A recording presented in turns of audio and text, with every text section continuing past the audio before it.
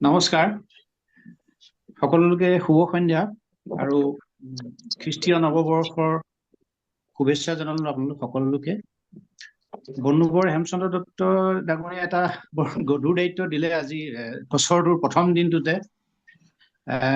তেখেতৰ অনুৰোধ বা তেখেতৰ ইচ্ছা মই না কৰিব নোৱাৰো কেতিয়াও, বিশেষকে দীৰ্ঘদিনীয়া তেখেতৰ মোৰ যোগাযোগ আছে। আৰু আজি যিটো বিষয় লৈ আপোনালোক সকলোৱে আহি ইয়াত একগোট হৈছে সেইটো কাৰণে সেই বিষয়টো সম্পৰ্কত মই যে উপযুক্ত বা নিজকে মই ঠিক উপযুক্ত বুলি নাভাবো, তথাপিও মোৰ চিন্তা চেতনাৰ বা মোৰ নিজস্ব বিচাৰ বুদ্ধিৰে মই দুটামান কথা আপোনালোকৰ আগত আজি আচলতে মই কথা পাতিবহে আহিছো, আপোনালোকৰ লগত শুনিবলৈ আহিছো। মোক খুব চমুকে মই দুটামান কথা নিশ্চয় আপোনালোকৰ আগত ক'বলৈ চেষ্টা কৰিম। আৰু আগতে কৈছো যে মই হয়তো ক'ৰবাত ভুল ভ্ৰান্তি থাকিব পাৰে, মই আগতীয়াকে তাৰ বাবে আপোনালোকৰ ওচৰত ক্ষমা প্ৰাৰ্থনা বিচাৰিছো। আমি আটাই ইংৰাজী 25 চনত আজি ভৰি দিলো, হয়নে বাৰু? এইটো এটা মই ভাবো কি একবিংশ শতিকাৰ আমি 25তম বৰ্ষটোত আহি উপনীত হৈছো। মই ভাবো এইটো এটা আমাৰ কাৰণে এটা তাৎপৰ্যপূৰ্ণ ঘটনা। এটা নতুন শতিকাত আমি সৌ সিদিনা ভৰি দিছিলোহে, 25টা বছৰ আমি ভৰি দিলোহে আহি পেলাই এতিয়া। বিশেষকে আমাৰ প্ৰজন্ম যিসকল আমি 72 বা 75 বা তেনেকুৱা সময়ত আমি যিসকল জন্মগ্ৰহণ কৰিছো, আমাৰ কাৰণে এটা সৌভাগ্য আৰু লগতে দুৰ্ভাগ্য। সৌভাগ্য এই কাৰণে কৈছো যে আমি দুটা শতিকাৰ বিষয়ে মাজ ভাগত আমি জন্ম লোৱাৰ নিচিনা হৈছে। আমি ধৰক বিগত বিংশ শতিকাৰ আমি যথেষ্ট সময় আমি পাৰ কৰিলো আৰু আমি এতিয়া 21 শতিকাটোতো আমি অতিবাহিত কৰি আছো। গতিকে এইটো এটা যুগ সন্ধিৰ সময় বুলি মই ভাবো। বিশেষকে আমাৰ প্ৰজন্মৰ আমি বেছিভাগে বোধ কৰো এইটো কথাত একমত হ'ব। কাৰণ কেলে আমি যদি ভালকে চাওঁ, বিগত 4টামান দশকৰ ভিতৰত পৃথিৱীখন আমি চিনিব নোৱাৰাকে সলনি হৈ গৈছে। আগতে পৰিৱৰ্তনবিলাক খুব মন্থৰ গতিত হৈছিলে, গতিকে আমি তাৰ সৈতে আমি খোজ মিলাবলৈ আমাৰ কাৰণে সহজ আছিল, আমি এডজাষ্ট হ'ব পাৰিছিলো, যিহেতু লাহে লাহে পৰিৱৰ্তনবিলাক হৈছিল, চৌবৰ্ষৰ পৰিৱৰ্তনবিলাক। এতিয়া অকল আমাৰ সমাজ বুলি কোৱা নাই, সমগ্ৰ বিশ্বতে পৃথিৱীতেই যোৱা 4টামান দশকৰ ভিতৰত অভূতপূৰ্ব আৰু খুব দ্ৰুত গতিত পৰিৱৰ্তন হবলৈ আৰম্ভ কৰিছে। ইয়াৰ অন্যতম কাৰণ হৈছে ইনফৰমেশ্যন টেকনলজিৰ সাংঘাতিক ব্যাপক যিটো উন্নতি। ইনফৰমেশ্যন টেকনলজিৰ ইমান উন্নতি বা ইমান খৰ গতিত উন্নতি আমি আগতে কেতিয়াও পৰিলক্ষিত হোৱা নাছিলে। এতিয়া এনেকুৱা হৈছে, আজিৰ পৰা এবছৰ আগৰ কিবা এটা ধ্যান ধাৰণা আজি হয়তো সেইটো অপ্ৰাসংগিক হৈ পৰিছে। এনেকুৱা হৈছে, আমাৰ মাজত জেনেৰেশ্যন গেপ বাঢ়ি বাঢ়ি গৈ আছে। হয়তো এনেকুৱা লাগিছে যেন আমি নিজকে নিজে যদি আপডেট কৰি নাথাকো, এতিয়া আমি আজিৰ পৃথিৱীত আউটডেটেড হৈ যামগে। এনেকুৱা এটা চিটুৱেশ্যন আহি পৰিছে, যিটো হাৰত তাৰমানে বিভিন্ন ক্ষেত্ৰত ব্যাপক খুব দ্ৰুত গতিত ৰেপিড চেঞ্জ হৈছে আমাৰ সমাজখন চৌপাশে। আৰু তাৰ প্ৰতিফলন আমাৰ সেই বিশ্ব ব্ৰহ্মাণ্ডৰ ক্ষুদ্ৰ ডাঙৰ বুলি ক'ব পাৰি আমাৰ অসমখনটো আমি তাৰ স্পষ্ট প্ৰতিফলন আমি সকলোৱে দেখিছো। আমাৰ চকুৰ আগতে বহুত বস্তু নাইকিয়া হৈ গ'ল, বহুত নতুন বস্তুৰ সৈতে আমি মুখামুখি হৈছো। এই যে পৰিৱৰ্তন অনিবাৰ্য, আমি পৰিৱৰ্তনক কেতিয়াও স্বীকাৰ কৰিব নোৱাৰো, সময়ৰ পৰিৱৰ্তনক আমি মানি ল'বই লাগিব। মই কৈছো যে আগতে দিনবোৰ খুব লাহে লাহে গৈছিলে, মন্থৰ গতিত গৈছিলে। এতিয়া এনেকুৱা লাগিছে আজিকালি আমি নিজেই নিশ্চয় অনুভৱ কৰো যে বছৰটো খুব সোনকালে যোৱা যেন লাগে আমাৰ, নহয় নে বাৰু? এনেকুৱা লাগে যেন ঘণ্টাৰ কাঁটাডাল ছেকেণ্ড বা মিনিটৰ নিচিনাকে ঘূৰিবলৈ আৰম্ভ কৰিছে, এনেকুৱা এটা ধাৰণা হয় যে পটককে বছৰটো যায়েই দেখোন, কি হৈছে কথাটো। এই যিটো পৰিৱৰ্তন হৈছে, সলনি হৈছে, সমাজত পৰিৱৰ্তন হৈছে, ইনফৰমেশ্যন টেকনলজি আমাৰ যিবিলাক পৰিৱৰ্তন আনি দিছে, ইয়াৰ লগত খোপনি পাতিবলৈ আমাৰ অকণমান সমস্যা আহি পৰিছে। কাৰণ কৈছো না, আগতে লাহে লাহে হৈছিলে কাৰণে আমি তাক এডজাষ্ট কৰিবলৈ আমাৰ ভাল সমস্যা। কিন্তু এতিয়া এই মুহূৰ্তত কিবা এটা ওলাইছে নতুন কথা, কেইদিনমানৰ পিছত সি হয়তো অপ্ৰাসংগিক হৈ যাব, ই পুৰণা কথা হৈ যাব। গতিকে এই যিটো আমাৰ নিজক আপডেট কৰা বা সময়ৰ লগত খাপ খোৱাটো আমাৰ কাৰণে খুব জটিল হৈ পৰিছে আজিৰ পৰিস্থিতি। এইটো আমাৰ কাৰণে এটা বিৰাট ডাঙৰ, মই ভাবো, প্ৰত্যাহ্বান আহি পৰিছে আমাৰ মাজত। কিন্তু আমি এইটোও জানো যে মানৱ সভ্যতাৰ মানুহৰ এইটোৱে গৰিমা, ঐশ্বৰ্য, যে মানুহে সময় সাপেক্ষে নিজক খাপ খুৱাই ল'ব পাৰে আৰু সেইকাৰণে মানুহে আজিলৈকে বৰ্তি আছে এই পৃথিৱীখনত গতিকে সেইটো এটা মানুহৰ মহত্ব যে সময় অনুযায়ী মানুহে খাপ খাবলৈ চেষ্টা কৰি আহিছে আৰু সফলো হৈছে কিন্তু আজিৰ এই পৰিস্থিতিটোত মই কৈছো বিশেষকৈ আমাৰ প্ৰজন্মৰ বা আমাৰ আগে পিছে যিসকল প্ৰজন্মৰ মাজত এটা বেছি আমাৰ প্ৰত্যাহ্বান আহি পৰিছে কাৰণ কেলে আমাৰ অতীতৰ হেঙামৰবিলাক আছে কাৰণ আমি এটা নিৰ্দিষ্ট পৰিৱেশত ডাঙৰ দীঘল হৈছিলো নিৰ্দিষ্ট ধ্যান ধাৰণাৰ মাজেৰে আমি ডাঙৰ দীঘল আমি যিসকল মধ্যবিত্ত বা নিম্ন মধ্যবিত্ত শ্ৰেণীৰ লোক আমি এটা নিৰ্দিষ্ট পৰিৱেশক নিৰ্দিষ্ট এটা আৱহাৱাত আমি অতিবাহিত কৰি আহিছো এতিয়াৰ যি নিগনি চঞ্চল সময় তীব্ৰ প্ৰতিযোগিতা গঢ় লৈ উঠিছে চৌপাশে এই সকলোবিলাক কিন্তু আমাৰ মানসিকতাত আমাৰ শৰীৰত সকলো ফালৰ পৰা আমাক এটা ষ্ট্ৰেছ দিছে আমাৰ এটা উৎপীড়ন মানসিক উৎপীড়ন বুলি আমি ধৰি লৈছো বিভিন্ন আগতো আছিলে মানুহৰ মানসিক উৎপীড়ন বা যিটো আমাৰ মেণ্টেল ষ্ট্ৰেছ এইবিলাক বস্তু আগতো আছিল নথকা নহয় কিন্তু এতিয়া সি বহুত ব্যাপক হ'বলৈ আৰম্ভ কৰিছে আপুনি মই সকলোৱে সেই কথাটো অনুভৱ কৰিছো কাৰণ সকলো ক্ষেত্ৰতে মানুহৰ বিভিন্ন ধৰণৰ আমাৰ মানসিক উৎপীড়ন আমাৰ মাজত হ'বলৈ আৰম্ভ কৰিছে আৰু ইণ্টাৰেষ্টিংলি এই কথাটো কিন্তু অকল আমাৰ মানসিক জগত বুলিয়ে নহয় আমি ভালকে চাওকচোন আমাৰ প্ৰকৃতিখনো সাংঘাতিক ধৰণে সলনি হ'বলৈ আৰম্ভ কৰিছে প্ৰাকৃতিক পাৰিপাৰ্শ্বিক ব্যৱস্থাটো কিন্তু সলনি হ'বলৈ আৰম্ভ কৰিছে এফালে আমাৰ কাৰণে অক্সিজেনৰ কাৰণে হাহাকাৰ হ'ব লগা আছে ইফালে আমাৰ আধ্যাত্মিক যিবিলাক চিন্তা চেতনা বা আমাৰ যিবিলাক আদৰ্শবাদ আছিলে সেইবিলাকলৈ প্ৰত্যাহ্বান নাই একে সময়তে কিন্তু আমি দুই ধৰণৰ এটা হৈছে প্ৰাকৃতিক যিটো আমাৰ ভাৰসাম্যহীনতাৰ পৰিৱেশ এটা সৃষ্টি হৈছে গ্ল'বেল ৱাৰ্মিঙে হওক বা অন্যান্য যিকোনো ক্ষেত্ৰতে হওক আমি খোৱা পানীৰ পৰা আদি কৰি যিমানবিলাক বস্তু আছে সকলোবিলাক ভেজাল আৰম্ভ কৰিছে মানে এটা অস্বাস্থ্যকৰ পৰিৱেশলৈ আমি গৈ আছো লাহে লাহে এইটো হৈছে আমাৰ ফিজিকেল হেল্থৰ কথা কৈছো কিন্তু মেণ্টেল হেল্থৰ ক্ষেত্ৰৰ পৰা আমাৰ কিন্তু এই ধৰণৰ বিভিন্ন ধৰণৰ আমাৰ ষ্ট্ৰেছ আহি গৈছে প্ৰত্যাহ্বান আহি পৰিছে সেই সৈতে দুটামান উদাহৰণৰ কথা মই ক'ব বিচাৰিছো এইখিনিতে অলপতে দৰঙৰ এটা অঞ্চলত এটা বৰ লোমহৰ্ষক হত্যাকাণ্ড হ'ল আপোনালোকে জানেই দুটি কোমলীয়া শিশুক হত্যা কৰিলে নিৰ্দয়ভাৱে কেলে হত্যা কৰিলে যে সেই হত্যাকাৰীজনৰ দেউতাকে ছেকেণ্ড মেৰিজ আছিল অৰ্থাৎ সেই যি দুজন সন্তান আছিলে তেওঁৰ মানে মাহী মাকৰ ল'ৰা আছিলে সেই দুটা তেওঁৰ আমি বাতৰি কাকত যিটো পঢ়িবলৈ পাইছো তেওঁৰ ভাষ্যটো এনেকুৱা ধৰণৰ যে মাহী মাকৰ ল'ৰাকেইটাক তেওঁ বেছি মৰম চেনেহ কৰে আৰু তেওঁৰ যি তেওঁক বেছি মৰম নকৰে এই ধৰণৰ এটা সেইকাৰণে হত্যা কৰিছে বুলি হত্যাকাৰীয়ে কোৱা বাতৰিবিলাক আমি পঢ়িবলৈ পাইছো সিদিনা ডিব্ৰুগড়ত এটা সাংঘাতিক ঘটনা আছিলে আপোনালোকে জানেই যে এগৰাকী শিক্ষকক এজন ছাত্ৰই হত্যা কৰিব এই যে ঘটনাবোৰ কিন্তু আমাৰ এইবিলাক আজিকালি দৈনন্দিন ঘটনাত পৰিণত হৈছে এই ঘটনাবোৰ কিন্তু আমি বিক্ষিপ্ত ঘটনা বুলি ভাবিব নোৱাৰো বিক্ষিপ্ত বা কেৱল অপৰাজনিত সমস্যা বুলি আমি ভাবিব নোৱাৰো এই কথাবিলাকে আমাৰ সমাজখনৰ কিছুমান নেতিবাচক দিশ প্ৰতিফলিত কৰিছে মই আকৌ কওঁ এইবিলাক আগতো আছিলে হয় কিন্তু এতিয়া খুব সঘনাই হৈ পৰিছে কিহৰ কাৰণে হৈছে কিয় আমি আমাৰ সমাজখনত এই বিশৃংখলতা বাঢ়ি গৈছে কিয় আমি এইবোৰ ইমান ব্যক্তিকেন্দ্ৰিক কিয় হৈ পৰিছে আমাৰ সামাজিক বান্ধোনবিলাক লাহে লাহে শিথিল হৈ কিয় আহিছে আমাৰ আধ্যাত্মিক চিন্তা চেতনা বা আমাৰ ধাৰ্মিক যিবিলাক ৰীতি নীতিয়ে হওক এইবোৰৰ প্ৰতি ধ্যান ধাৰণাবোৰ কিয় ইমান নিগেটিভ বা নেতিবাচক হ'বলৈ আৰম্ভ কৰিছে আজি ফেচবুকত হয়তো আমাৰ হাজাৰজন বন্ধু আছে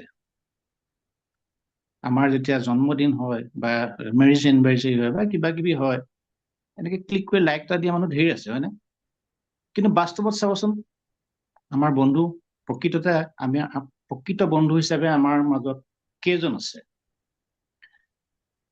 হাজাৰজন লাইক কৰা বন্ধু আছে তাৰ মাজত হয়তো সীমিত কেইগৰাকী মানুহে হয়তো আপোনাৰ শুভাকাংক্ষী হ'ব পাৰে বা আপোনাৰ সুখে দুখে সুখ দুখৰ লগৰী হ'ব পাৰে এই কথাবিলাকে কি হৈছে মানুহৰ বিশ্বাসহীনতা আগতে আজি বা 30-40 বছৰৰ আগতে আমাৰ দেউতাহঁত বা যেতিয়া ক'বলৈ যায় ধৰক যোৰহাটৰ পৰা গুৱাহাটীলৈ যায়, তেতিয়াতো খুব কম মানুহৰ ঘৰত লেণ্ডলাইন আছিলে, বেছিভাগৰ ঘৰত নাছিলে। পিচিঅ'টো বাৰু খুব সিদিনা আহিছে। যোগাযোগৰ কোনো উপায় নাছিলে। কৰ্মসূত্ৰে ধৰক মই যোৰহাটত থাকো, আমি সৰু আছো, দেউতা যেনিবা কৰ্মসূত্ৰে ডিব্ৰুগড় বা গুৱাহাটী বা নলবাৰী এনেকুৱা জেগাত বা হাফলং এনেকুৱা জেগাত থাকে। তেতিয়াতো দেউতাহঁত গুচি গৈছিলে, 15 দিনৰ মূৰে মূৰে কেতিয়াবা ঘৰলৈ আহে, হয়তো মাহৰ মূৰত ঘৰলৈ আহে। মইতো এটা উদাহৰণ হিচাপে দিছো। তেতিয়াতো যোগাযোগৰ কোনো ব্যৱস্থাই নাছিলে। চিঠি, এখন চিঠি আমি ৰৈ থাকো যে দেউতাই কি লিখিছে, দেউতা কেতিয়া আহিব, কি কথা, কি বতৰা, এনেকুৱা কথা। তাৰপিছত দেউতাই কেনেকে আছে কি আমি অনুমানহে কৰি লৈছিলো বা বিশ্বাস। কিন্তু আজি কি হৈছে, আপুনি এতিয়া ক'ত পালেগে, কোনখিনিত পাইছেগে, কি খাইছে, ভাত খালে নে, আজিৰ দিনটোত কি কৰিলে, আমি মোবাইলে সেইটো জানি থাকো। আনকি মন গ'লে আমি লাইভ ভিডিঅ' কৰিও, আপুনি কেনেকে আছে এইটো চাওঁচোন, ক'ত আছে। এই ধৰণে আমাৰ যিটো সহজ প্ৰক্ৰিয়া হৈ গ'ল। আগতে সকলো কাম বিশ্বাসতে হৈ আছিলে। এগৰাকী মহিলাৰ স্বামীয়ে নিজৰ কৰ্মসূত্ৰে বাহিৰত থাকে, হয়তো তেওঁ 15 দিনৰ মূৰতো কেতিয়াবা আহে, কেতিয়াবা হয়তো মাহৰ মূৰত, কেতিয়াবা হয়তো বছৰেকৰ মূৰতো আহে। এটা বিশ্বাসত আছিলে, সকলো বস্তু এটা বিশ্বাসত চলি আছিলে। আজিকালি সেই ধৰণৰ বিশ্বাসটো মানুহৰ কমি গৈছে নেকি? আমি মাত্ৰাধিক ব্যক্তিকেন্দ্ৰিক হৈ পৰিছো, আমি নিজক লৈ খুব ব্যস্ত হৈ পৰিছো। মই এইটো ঠিক দোষাৰোপ বুলি কোৱা নাই, পৰিস্থিতি হয়তো বাধ্য কৰিছে কম বেছি পৰিমাণে আমাৰ সকলোকে। আমি কাকো সময়ৰ আমাৰ যিখিনি পৰিৱৰ্তন, তাক আমি অস্বীকাৰ কৰিব নোৱাৰো, তাৰ সৈতে সংগতি ৰাখিয়ে আমি আগুৱাই যাব লাগিব। কিন্তু আটাইতকৈ ডাঙৰ কথাটো হৈছে, যিটো মই হেমচন্দ্ৰ দত্তৰ যিটো তেখেতৰ ইচ্ছা, তেখেতৰ একাডেমীয়ে যিটো কৰিবলৈ লৈছে, এই এসপ্তাহৰ যিটো তেওঁলোকে প্ৰগ্ৰেম লৈছে, হেপিনেছ, ঘূৰি পকি যদি আমি চাওঁ, এই বিভিন্ন প্ৰতিকূলতা, বিভিন্ন প্ৰতিবন্ধক, জীৱনৰ বিভিন্ন সমস্যা, প্ৰত্যাহ্বান, সংঘাত, প্ৰতিযোগিতা, নিজক মানে জীয়াই থাকিবলৈ, এইবোৰ আগতো আছিলে, এতিয়াও আছে। কিন্তু এতিয়া অধিক জটিল হৈ পৰিছে আমাৰ প্ৰেক্ষাপটবিলাক, বিভিন্ন কাৰণত জটিল হৈ পৰিছে। এতিয়া ঘূৰি পকি আমি চাওঁ যে এই মুহূৰ্তত আমাক খুবেই প্ৰয়োজন হৈছে অনুপ্ৰেৰণা, বা যিটোক আমি কওঁ মটিভেশ্যন। প্ৰতিকূল পৰিস্থিতিত থাকিলে, মানসিক ষ্ট্ৰেছ থাকিলে আমি তাৰ পৰা কেনেকে মুক্তি পাব পাৰোঁ, এই বস্তুবিলাক আগতেও প্ৰয়োজন আছিলে, কিন্তু এতিয়া তাৰ প্ৰয়োজনীয়তাটো আটাইতকৈ বেছি বৃদ্ধি পাইছে।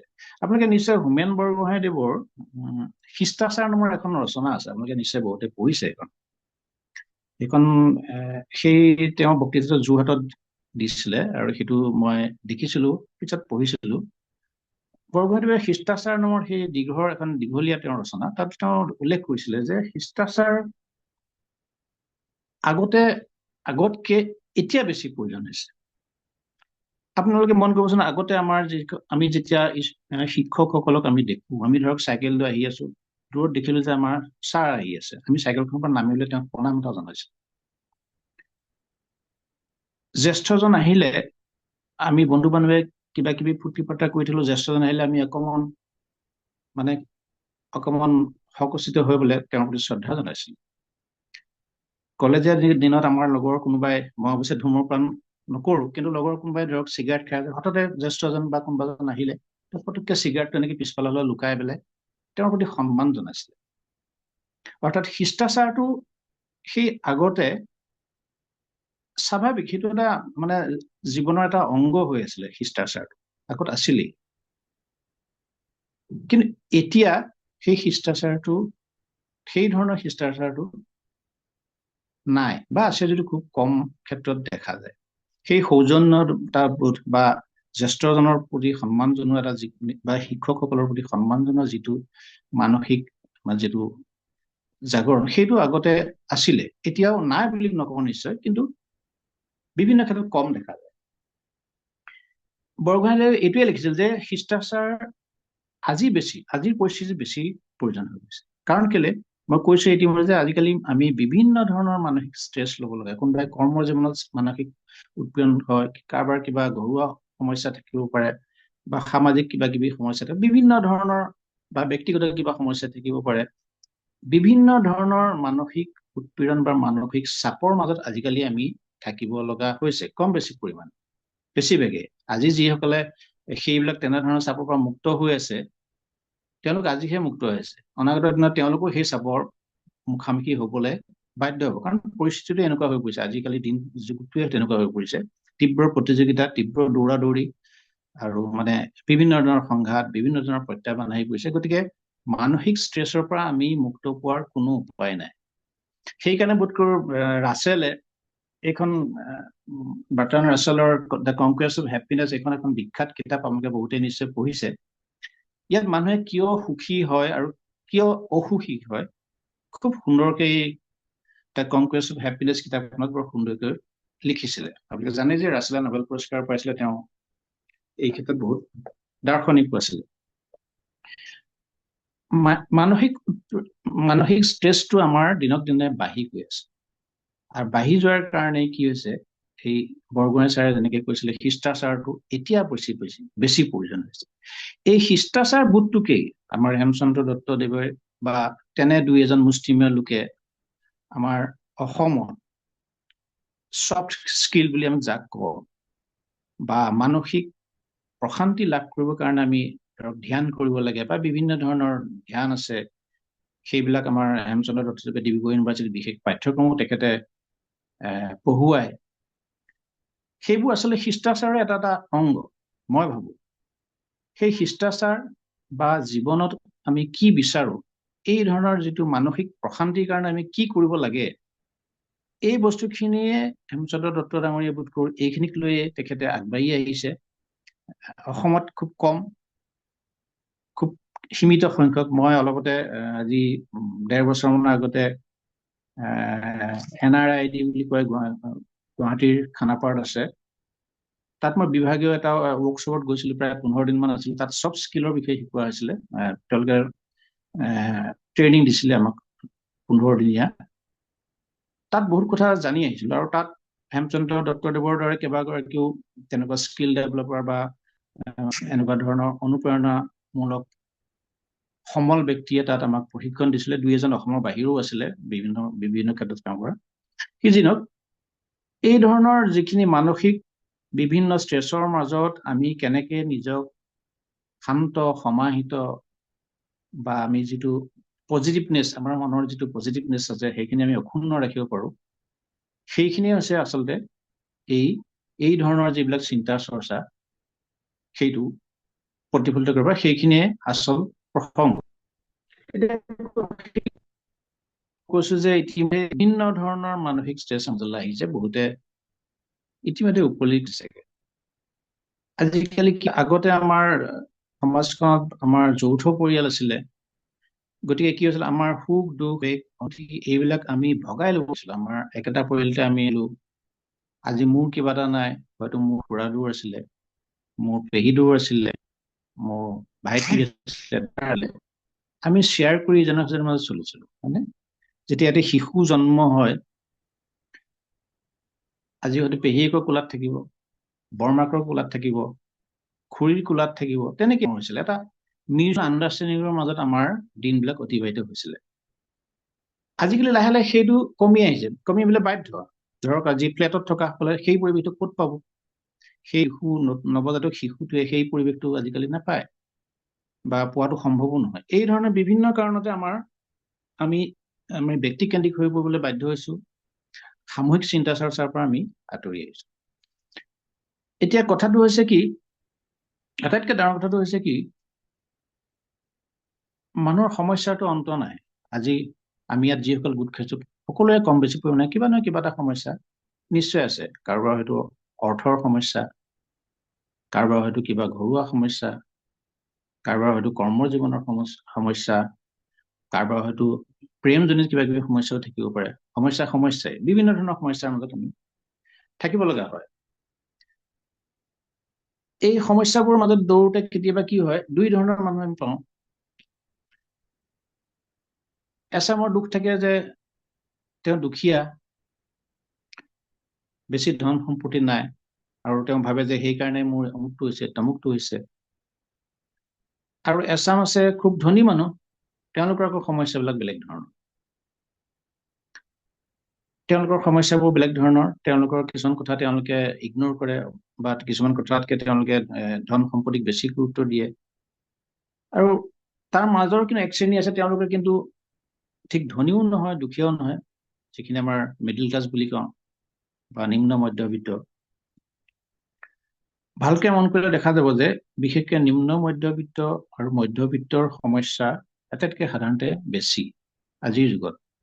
সকলোৰে সমস্যা আছে এই সমস্যা, কিন্তু এই সমস্যাবোৰৰ মাজতে আমি জীয়াই থাকিব লাগিব। এই সমস্যাবোৰৰ মাজতে সমস্যাক আমি কেতিয়াও নোহোৱা কৰি দিব নোৱাৰো। পাৰ্বতী প্ৰসাদ বৰুৱাদেৱে সুন্দৰ গীতেৰে কৈছে, তোৰ নাই যে বন্ধুৱা বাট, তোৰ পদে পদে আছে কটনো আঘাত, ঘাট প্ৰতিঘাত। গতিকে মানুহৰ নিয়তি সেইটোৱে, কাৰো বন্ধুৱা বাট নাথাকে, সকলোৰে কণ্টকাকীৰ্ণ বাট এটা থাকে, দুই এক ব্যতিক্ৰম হয়তো থাকিব পাৰে। এই ধৰণৰ যিটো আমি তাৰ মাজতে গৈ গৈ আৰু এটা কথা ভাবিব লাগিব যে প্ৰথম কথা আমি কেলে জীয়াই আছো, কিয়, আমি কি বিচাৰিছো, আটাইতকৈ ডাঙৰ কথা সেইটো। আমি কি বিচাৰো, আমি জীৱনটোত কেনেকে অতিবাহিত কৰিব বিচাৰো। কিন্তু দুৰ্ভাগ্যৰ কথাটো হৈছে, কোৱা হয় যে life is short, art is long. সাধাৰণতে আমি আমাৰ সাধাৰণতে মধ্যবিত্ত পৰিয়ালৰ পৰা আমি অহা মই বিশেষকে আমি দেখো যে আমি জীৱনটোক জানিবলৈ বুজিবলৈ আৰম্ভ কৰোহে, কৰা মানে কিন্তু জীৱনটো সামৰা দিনো আহি পৰে। তাৰমানে কথাটো এনেকুৱা হয়, জীৱনটোক বুজিবলৈ লওঁতেই আমাৰ মেলানি মগাৰ সময় আহিব। আমাৰ কথাটো এনেকুৱা ধৰণৰ হৈছে, তাৰমানে বেছিভাগে আমাৰ ক্ষেত্ৰত তেনেকুৱাই হয়। সেইকাৰণে হয়তো ফষ্টাৰে কৈছিলে যে জীৱন আৰম্ভ হয় 40 বছৰ বয়সত জীৱন আৰম্ভ হয় বুলি কয়। এতিয়া কথাটো বেলেগ হ'ব পাৰে অলপ। গতিকে আমি 40-50 বছৰত এনেকুৱা বয়সত আমি অকণমান জীৱনটোৰ প্ৰতি এটা ধাৰণা ল'বলৈ পাৰো, বা আমি আগতে কৰি অহা ভুল ভ্ৰান্তিবোৰ কথা আমি উপলব্ধি কৰিব পাৰো যে আগতে আমি অমুকটোক নকৰাহেঁতেনে ভাল আছিলে, অমুক কৰাহেঁতেনে ভাল আছিলে, বা অমুকটো ভুল হৈছিলে, এতিয়া এনেকে কৰাহেঁতেনে ভাল আছিল। গতিকে এটা আমাৰ ৰিয়েলাইজেশ্যন হয় আচলতে। সেইটো হোৱাৰ কাৰণে আমাৰ কি হয়, আমি সেইখিনি বুজি উঠো। কিন্তু বুজি উঠাই মানে আকৌ আমি সেইখিনি নতুনকৈ আৰম্ভ কৰাৰ বেছিভাগে স্কোপ কম থাকে সাধাৰণতে। গ্ৰীক দাৰ্শনিকসকলৰ, আপোনালোকে জানেগৈ, গ্ৰীক দাৰ্শনিকসকলৰ এটা ডাঙৰ মহামন্ত্ৰ হৈছে তেওঁলোকৰ অন্যতম মহামন্ত্ৰ, সুস্থ দেহত সুস্থ মন। অৰ্থাৎ আপোনাৰ যদি দেহটো সুস্থ হৈ থাকে তেতিয়াহ'লে মনটো সুস্থ হ'ব। এইটো তেওঁলোকৰ এটা অন্যতম মন্ত্ৰ। এইটো একেবাৰে সঁচা কথা যে আমাৰ চিন্তা চেতনা, আমাৰ ভাৱ ধাৰণা, আবেগ অনুভূতি, এইবিলাক আমাৰ শৰীৰটোৰ ওপৰত নিৰ্ভৰশীল, বহু ক্ষেত্ৰত শৰীৰটোৰ ওপৰত নিৰ্ভৰশীল। আমি কি খাওঁ, আমি দৈনন্দিন জীৱনটো কেনেকে পাৰ কৰো, তেনেকুৱা ধৰণৰ বহুত ধৰণৰ ফেক্টৰ আছে। আগতে কি হৈছিলে, আমি সৰু থাকোতে আমাৰ ঘৰত যদি সাধাৰণতে ডাঙৰ মাছ এটা, আজি দেউতাই ডাঙৰ মাছ এটা আনিছে, বা পথাৰ মাংস অকণমান আনিছে, বা মুৰ্গী মাংস অকণমান আনিছে, এই মাছ বা ডাঙৰ মাছ বা মাংস হলে সেইটো এটা বিশেষ দিন বুলি আমি ভাবিছো। তাৰমানে আজি মাংস আছে দেই, আজি ডাঙৰ মাছ আছে, সেইটো আমি তেনেকে এনজয় কৰিছিলো। কিন্তু আজিকালি আপুনি চাবচোন, এই ব্ৰইলাৰ মুৰ্গীবোৰ হোৱাৰ পিছৰ পৰা কি হ'ল, বেছিভাগ যিসকল সাধাৰণতে মহানগৰত থাকে তেওঁলোকে কি কৰিছে, সেইটো একেবাৰে সহজ। কাৰণ মহানগৰত কি হৈছে, বেছিভাগেই ধৰক হাজবেণ্ডো এঠাইত ধৰক কাম কৰে, ৱাইফো কাম কৰে, গতিকে তেওঁলোকৰ সময় কম, 8টা-9টালৈকে তেওঁলোকে কামত ব্যস্ত থাকিব লগা হয়। দৌৰা ধপৰা কৰি ঘৰলৈ আহে, ঘৰত আহি আৰু তেওঁলোকে ধুনীয়াকে পালেং মাছৰ টেঙাৰ আঞ্জা, মানে চুকা শাকৰ আঞ্জা, বা কলডিলৰ ভাজি বনোৱা, বা ঢেকীয়া শাকৰ ভাজি বনোৱা, এই মুডটো নাথাকেগে, অৱকাশ, সেই বস্তুটো অৱকাশটোৱে নাইকিয়া হৈ যায়। গতিকে তেওঁলোকৰ কাৰণে একেবাৰে সহজ তেল হয়, তেওঁলোকে ৰেডিমেড কৰিব পৰা ডিনাৰৰ কাৰণে কিবা এটা অৰ্ডাৰ দি দিলে, যাৰ শক্তি সামৰ্থ্য হয়, আৰু নহ'লে আৰু 100 টকা দি ব্ৰইলাৰ অকণ কিনি আনিলে, পটককে ঘৰত বনাই দিলে। মোৰ তেনেকুৱা বহুত চিনাকি বন্ধু বান্ধৱ আত্মীয়ক দেখো, তেওঁলোকৰ লাইফষ্টাইল তেনেকুৱা, প্ৰায় সন্ধিয়াই তেওঁলোকে সেইটোকে কৰে। এই যে খাদ্যাভ্যাসটো আমাৰ সলনি হ'ব ধৰিছে, ই আমাৰ শৰীৰত কেনেধৰণৰ ক্ৰিয়া কৰিছে, এইটো এটা চাবলগীয়া কথা। আগতে আমাৰ যোৰহাট, মই যিহেতু যোৰহাটৰ কথাই কওঁ, আমাৰ যোৰহাটখনত 3খন নে 4খন মদৰ দোকান আছিল, ৱাইন শ্বপ। আজিকালি মই ঘৰৰ পৰা ওলাই যোৱা ৰাস্তাটো 2 কিলোমিটাৰ যিটো পথ চহৰলৈ যোৱা, সেই 2 কিলোমিটাৰ কমচে কম 7খনমান মদৰ দোকান আছে, ৱাইন শ্বপ। আগতে আমাৰ অঞ্চলত যদি কোনোবা এজন বা দুজন খুব মদহী বা মদাপী মানুহ যদি থাকে, সেইসকলৰ চবেই মানে অকণমান তেওঁলোকক মানে অকণমান হেয়ৰ দৃষ্টিৰে চাইছিলে, এইটো মদাহী, তাৰ লগত বেছিকে নুঘূৰিবি দেই, তাৰ লগত বেছিকে নাথাকিবি, তাৰ লগত নুফুৰিবি, ই এনেকুৱা তেনেকুৱা কৰে। মদৰ প্ৰতি এটা ঘৃণা ভাৱ আছিলে। কিন্তু আজিকালি মদ বাদেই দিয়ক, আজিতো গলিয়ে গলিয়ে ড্ৰাগছ হৈ গ'ল। আমি ড্ৰাগছৰ লৈ বনোৱা চিনেমা চাই, কলেজীয়া দিনত যে চিনেমা চাইছিলো, মই নিজে আচৰিত হলো, ইমান ডেঞ্জাৰ, ভয়ংকৰ বস্তু, ইমান ভয়ানক বস্তু। বোধকৰো কোহিনুৰ থিয়েটাৰত নে কোনোবা এখন থিয়েটাৰত 'বিষ কইনা' নামৰ এখন নাটক আছিল। তাত HIV পজিটিভ বা ড্ৰাগছৰ যিটো বেয়া, সেই বিষয় লৈ ওলাইছে। আমি সঁচকিত হলো, ড্ৰাগছ ইমান ভয়ানক বস্তু এটা। কিন্তু ভাবিলে আচৰিত লাগে, আজি আমি যিখন য'ত আছো, তাতে ওচৰে পাজৰে ড্ৰাগছৰ ৰমৰমীয়া ব্যৱহাৰ হবলৈ। মদটো দূৰেই কথা, মদটো একেবাৰে সাধাৰণ হৈ গ'ল, পানীৰ নিচিনা হৈ গ'লে। মদ মানে যিকোনো পৰিস্থিতিৰ মতে যিকোনো অজুহাতে মদ খোৱাটো এটা তাৰমানে হেৰি। মই এইটো কথা কোৱা নাই যে যিসকলে মদ সেৱন কৰে, কিছুমানে পৰিমিতভাৱে কৰে, সেইটো মই কাকো দোষাৰোপ কৰিব বিচৰা নাই। কাৰণ আমি জানোৱে যে আমাৰ জনজাতীয় সমাজত পৰম্পৰাগত যিখিনি পনীয় আছিলে, তেওঁলোকে পৰম্পৰাগতভাৱে খাই আহিছিলে। জনজাতীয় সমাজতো আমি কোনোদিন উশৃংখলতা দেখা নাই। সাধাৰণতে কেতিয়াবা ক'ৰবাত 2 এটা বিক্ষিপ্ত ঘটনা হ'ব, কিন্তু চাবচোন জনজাতীয় প্ৰধান অঞ্চলত তেওঁলোকে পৰম্পৰাগত পানীয় খাই সেৱন কৰে, কিন্তু তেওঁলোকৰ বিশৃংখলতা নাছিলে। কিন্তু আজি আমি চহৰ বা মফচলত যদি এখন বিহু সন্মিলন, আজিকালি বিহু সন্মিলন বা কিবা অনুষ্ঠান এটা হ'লে, আমি ল'ৰা ছোৱালী বা পৰিবাৰ লৈ পেলাই আমি যাব নোৱাৰো, কাৰণ জানো তাত কিবা নহয় কিবা এটা মাৰপিট জাতীয় কিবা এটা ঘটনা হ'ব। এই যিটো উশৃংখলতা, এইটোৱে আমাৰ সমাজৰ, যেনেকে আমাৰ শৰীৰত যদি এটা ঘাঁ হয় তাৰ পৰা পুজ ওলায়, ঠিক তেনেকে এই সৰু সৰু ঘটনাবোৰে কিন্তু আমাৰ সমাজৰ অস্বাস্থ্যকৰ যিটো পৰিৱেশ, সেই পৰিৱেশটোৰ কথা ওলাই পৰে। ইয়াৰ বিভিন্ন কিয় এনেকুৱা হৈছে কথাবিলাক, কিয় আমাৰ মাজত বিশ্বাস, প্ৰেম, ভাল পোৱা, এইবিলাক কিয় আমাৰ নাইকিয়া হৈছে, কিয় আমি সৰু সুৰা অজুহাতে ইমান খিংখিঙীয়া কেলে হৈ যাওঁ, কিয় আমি ইমান উগ্ৰ হৈ যাওঁ। এই কথাবোৰৰ মোৰ মূলতেই হৈছে, মই যিটো কৈছো ইতিমধ্যে কৈ আহিছে, তাৰ এটা অন্যতম কাৰণ হৈছে মানসিক ষ্ট্ৰেছ। আটাইতকৈ ডাঙৰ কথাটো হৈছে কি, জীৱনৰ প্ৰতি ভাল পোৱাটো নাইকিয়া হৈছে। মই ভাবো, মই ব্যক্তিগতভাৱে এই কথাটো একেবাৰে হাৰে আহিম যে মই বিশ্বাস কৰো, যিয়ে নিজৰ জীৱনটোক ভাল পায়, সি নিজৰ জীৱনটোতো ক্ষয় নকৰেই, আনৰ জীৱনটো তেওঁ কেতিয়াও আঘাত বা আনৰ জীৱনটো কেতিয়াও অশান্তি নকৰে। আৰু যিয়ে নিজৰ জীৱনটোক ভাল পায়, সি হাজাৰ ঘাত প্ৰতিঘাত হওক, তাৰ সৈতে মোকাবিলা কৰিবৰ কাৰণে তেওঁ সদায় প্ৰস্তুত হৈ থাকে, কাৰণ তেওঁ জীৱনটোক ভাল পায়।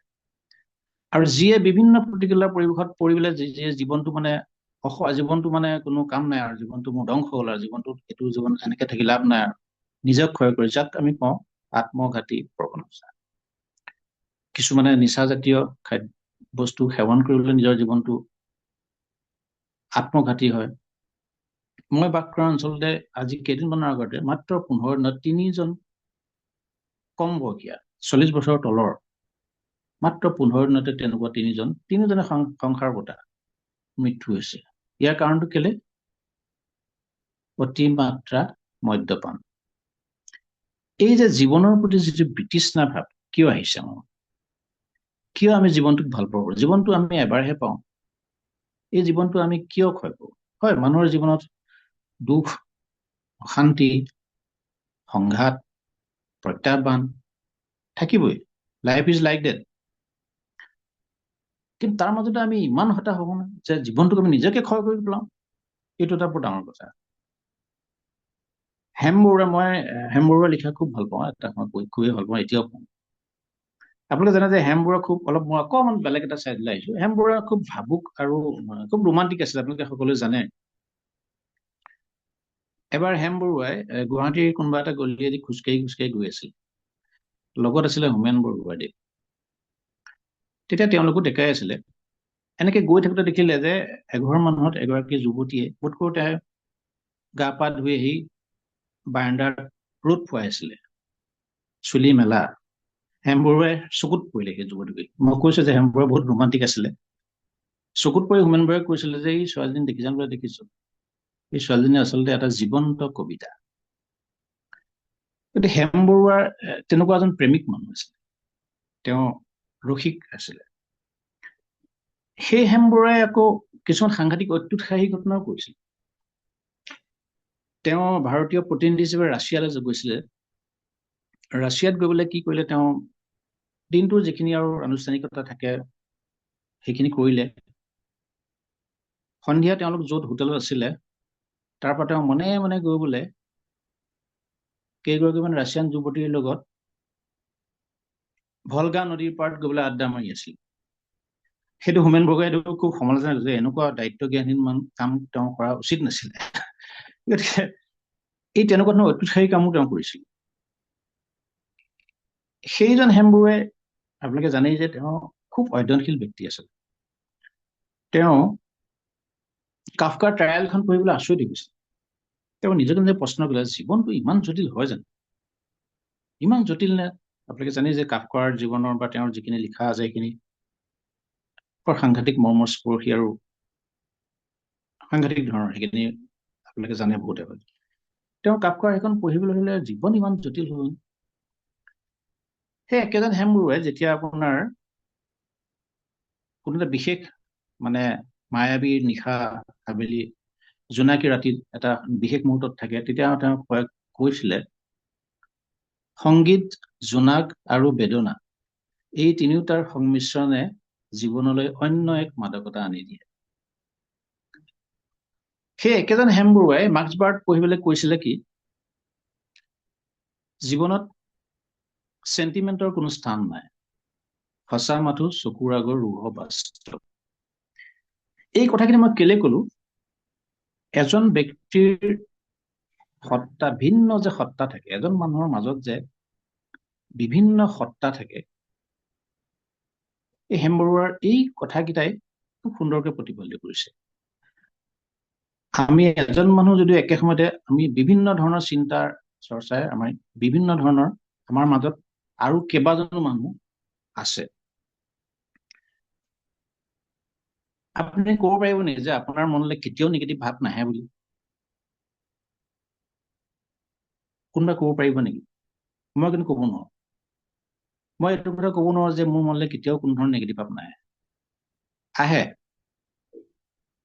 মই অদেখাজনলৈ এটা কৈ থওঁ যে চুক্তি কৰি থৈছো, আহিলে তুমি মোক দুখ নিদিবা, কিন্তু মনলৈ অহা বেয়া ভাৱটো যদি মই কাৰ্যকৰী কৰিবলৈ যাওঁ তেতিয়া দুখ দিবা। গতিকে মই এক ধৰণৰ এইটো এটা মানে কি আৰু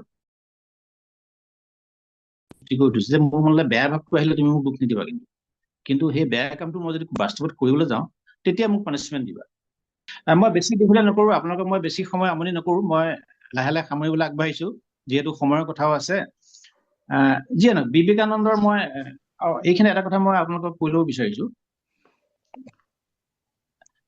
মই ভাবো আধ্যাত্মিকতা বা জীৱনৰ প্ৰতি এটা ইতিবাচক দৃষ্টিভংগী ৰখাৰ ক্ষেত্ৰত কেইটামান বস্তুৱে বিশেষভাৱে অৰিহণা যোগায়। তাৰ ভিতৰত যদি মই তিনিটা বস্তুৰ কথা কওঁ,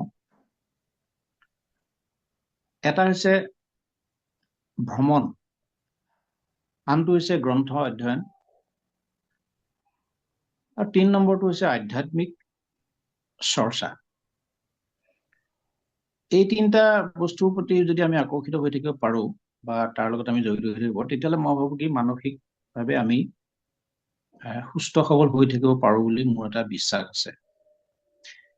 এইখিনিতে ফিলচফিৰ কথা আহি পৰে। আমাৰ হেমচন্দ্ৰ দত্ত ডাঙৰীয়ে বহুত ফিলচফিকেল কিতাপ পঢ়ে মই জানো।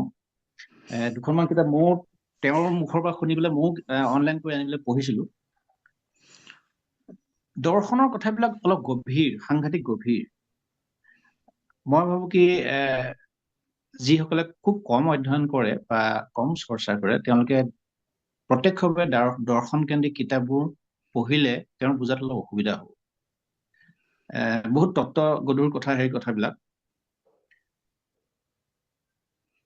বৰগোহাঁই ছাৰে এটা কথা কৈছিলে যে বেছিকে দাৰ্শনিক কথাবোৰ পাতি থকাতকে নিতৌ 7 মাইল খোজ কঢ়াই ভাল। এইটো বৰ ডাঙৰ কথা। মই এইটো কিন্তু সঁচাকে বিশ্বাস কৰো এই কথাটো। আমি যিমানেই প্ৰকৃতিৰ পৰা আঁতৰি যাওঁ সিমানেই আমাৰ অশান্তিবিলাক বাঢ়ি যায়, মই ভাবো। আমাৰ মনত যেতিয়া কিবা ধৰণৰ সমস্যা আহে বা কিবা ধৰণৰ আমাৰ অশান্তি হয় মনত, কিবা অৱসাদগ্ৰস্ততাই হওক বা যিয়ে নহওক, আমি বৰ ফিল কৰো, তেতিয়া মই ভাবো, মই সেইটো কৰো সাধাৰণতে, এখন ভাল কিতাপ পঢ়িবলৈ চেষ্টা কৰো বা এটা ভাল গান শুনিবলৈ চেষ্টা কৰো, আৰু নহলে প্ৰকৃতিৰ নিৰিবিলি পৰিৱেশ এটাত খোজ কাঢ়িবলৈ চেষ্টা কৰো। সেইখিনি কৰিলে সেই ষ্ট্ৰেছটো নাইকিয়া হৈ যায়। মোৰ দুজনমান বন্ধু আছে, আমি কি কৰো, আমাৰ আমনি লাগিলে কেতিয়াবা, মন বৰ হলে আমি চিধা মাজুলীলৈ গুচি যাওঁ। আৰু মাজুলীলৈ গৈ এটা দিন কটাই যেতিয়া আমি ঘূৰি আহোঁ, মনটো আমাৰ ভৰি আহে, প্ৰশান্তি। আমাৰ মুখমণ্ডলে সেইটো বুজায়। মোৰ ঘৰত আহি পেলাই কয়, তুমি এদিনতে গৈ পেলাই ইমান সৰপতি হৈ গ'লে যে, কথাটো কি? আচলতে মই নহয়, এইটো মই নিজেই প্ৰমাণ পাইছো। মাজুলীলৈ গৈ আমি যদি অকণমান এদিন বা দুৰাতি আমি তাত ঘূৰি ফুৰি ধুনীয়াকৈ আহোঁ, আমাৰ মুখমণ্ডলত এটা ফ্ৰেছনেছ আহি যায়। এইটো বৰ ডাঙৰ কথা। সেই ধৰণৰ প্ৰশান্তি আমাৰ আচলতে ভ্ৰমণত আহে। ভ্ৰমণ কৰিলে আমি সেই ধৰণৰ প্ৰশান্তি পাওঁ।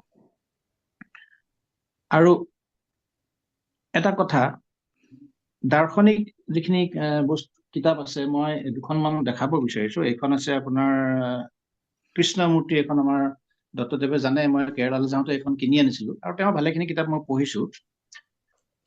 তেনেকে ওচৰ কিতাপবিলাক খুব মানে পঢ়ি ভাল লাগে। যে কৃষ্ণমূৰ্তি অলপ বেছি গভীৰ, সেইখিনি মানে ফাষ্ট ৰিডিং কৰিব নোৱাৰি, কিন্তু লাহে লাহে মই কেতিয়াবা এটা চেপ্টাৰ পঢ়ি সামৰি থওঁ, তাৰপিছত আকৌ এটা চেপ্টাৰ। কিন্তু ওচৰত অলপ পঢ়িব পাৰি। মানে ওচৰ কৈছে তেওঁৰ যিখিনি অনুপ্ৰেৰণামূলক কথা আছে। কিন্তু মই কৈছো যে সকলো এই গভীৰ দাৰ্শনিক তত্ত্বলৈ গলে অকণমান অসুবিধা আছে। সি একেবাৰে মানুহক কি কৰিব, মানে ৰিয়েলিটিৰ পৰা ডিষ্টেঞ্চ কৰাৰ সম্ভাৱনা এটা আছে। গতিকে সেইটো আমাৰ দত্তদাঙে খুব ভালকে জানো এইটো কেনেকে বেলেঞ্চ কৰিব পাৰি। কাৰণ আমি যদি একেবাৰে অথিৰ ধনজন বুলি ভাবি পেলাই একদম এই জীৱন অসাৰ বুলি কৈ দিওঁ, তেতিয়াহ'লে আমি অবাস্তৱ হৈ যাম। আমি বাস্তৱ তেওঁলোকৰ চিন্তাখিনি হৈছে বহুত হাই লেভেলৰ। তেওঁলোকৰ কাৰণে এইবোৰ সমাজ, বান্ধোন, পৰিয়াল, এইবিলাক তেওঁলোকৰ কাৰণে একেবাৰে গৌণ কথা। গতিকে আমি সকলোৱে সেইটো পৰ্যায়লৈ কেতিয়াও যাব নোৱাৰো। কিন্তু আমি সেইখিনি চৰ্চা নিশ্চয় কৰিব পাৰোঁ। তাৰ পৰা সেইখিনি লৈ পেলাই আৰু আমাৰ বাস্তৱ জীৱনৰ যিখিনি নীতি নিয়ম আছে, সেইখিনি আমি বেলেঞ্চ কৰিব পাৰিলেহে আমি আগবাঢ়ি যাব পাৰো। এইখন মোৰ কিতাপ, মোৰ এখন প্ৰিয় কিতাপ। এইখন আপোনালোকে জানে যে বিউটিফুল মাইণ্ড, এইখন মানে চিলভিয়া নাৰ্চাৰে লিখা, এখন বিখ্যাত চিনেমাও হৈছে। এইখন হৈছে এগৰাকী নোবেল বঁটা পোৱা জন নাছ, তেওঁ এগৰাকী বিখ্যাত, তেওঁৰ এখন গণিতজ্ঞ আছিল। আৰু তেওঁৰ জীৱনটো সাংঘাতিক ধৰণৰ। তেওঁৰ মানে এটা সময়ত তেওঁৰ মানে কি আছিল, তেওঁৰ মেমৰি লছ হৈ গৈছিল। বিভিন্ন কাৰণত তেওঁ চব পাহৰি গৈছিলে, এজন বেলেগ ধৰণৰ মানুহ হৈ গৈছিলে তেওঁ। কিন্তু আচৰিত কথা, আকৌ তেওঁ লাহে লাহে বিভিন্ন পৰ্যায়ৰ ভিতৰত তেওঁ আকৌ আগৰ অৱস্থালৈ ঘূৰি আহিছিলে, মানসিক ষ্ট্ৰেছটোৰ পৰা, মানসিক স্থিতিটোৰ পৰা। আৰু সেই কাহিনীক লৈ এই বিউটিফুল মাইণ্ড কিতাপখন হৈছিলে।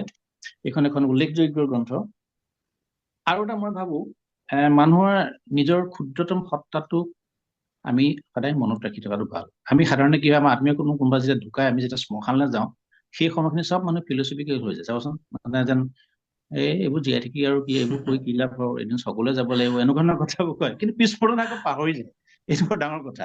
গতিকে আমি যে ক্ষুদ্ৰ, এই বিশ্বৰ ব্ৰহ্মাণ্ডৰ তুলনাত যে আমি একেবাৰে ধূলিকণাটোৰ নিচিনা ক্ষুদ্ৰ, সেইটো অনুভৱ কৰি থাকিবলৈ কাৰণে মানুহে চায়েন্স ফিকশ্যন পঢ়িব লাগে বুলি মই ভাবো। এইখন এখন কচমছ, আপোনালোকে বহুতেই পঢ়িছে, কাৰ্ল ছাগানৰ, বা আৰ্থাৰ চি ক্লাৰ্কৰে হওক বা এনেকুৱা বহুত ৰাইটাৰ আছে। মই ভাবো কি বিজ্ঞান ভিত্তিক কাহিনীবোৰ পঢ়ি থাকিলে আমি যে কিমান ক্ষুদ্ৰ সেই কথাবিলাক আমি উপলব্ধি কৰিব পাৰো। গতিকে মই ভাবো এই তিনিটা বস্তু, ভ্ৰমণ, গ্ৰন্থ অধ্যয়ন আৰু শাৰীৰিক পৰিশ্ৰম, কষ্ট। গেটে, বিখ্যাত কবি গেটে এটা কথা কৈছিলে যে আটাইতকৈ গুৰুত্ব দিয়া কথা হৈছিল কি পৰিশ্ৰম, কষ্ট, কৰ্ম। আমাৰ গীতাও কয় যে কৰ্মই ধৰ্ম বুলি কয়। আমাৰ হিন্দু ধৰ্মৰ মতে কৰ্মই ধৰ্ম। এই কৰ্মৰ ধৰ্মটো অকল শ্লোগান ভিত্তিক হলে নহব, সঁচাকে কৰ্মৰ মাজেৰেহে আচলতে জীৱন।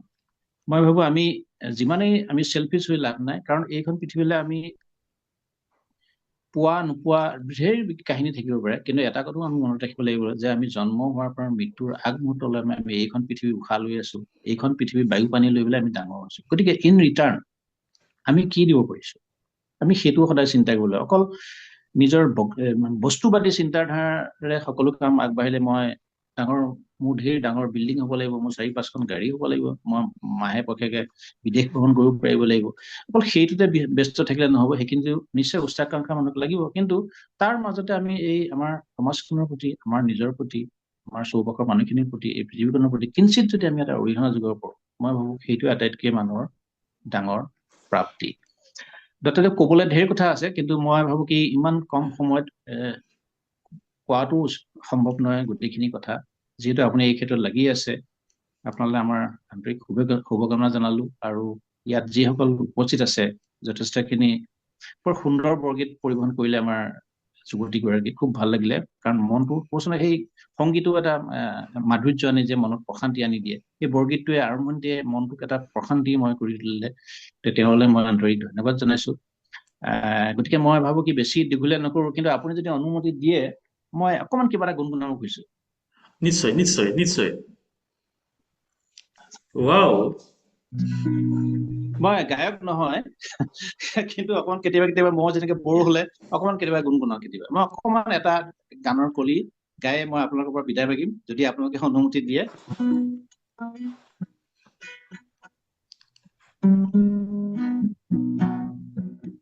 জ্যোতিষ ভট্টাচাৰ্যৰ এটা বিখ্যাত জনপ্ৰিয় গান, মই অকমান গুণগুণাও।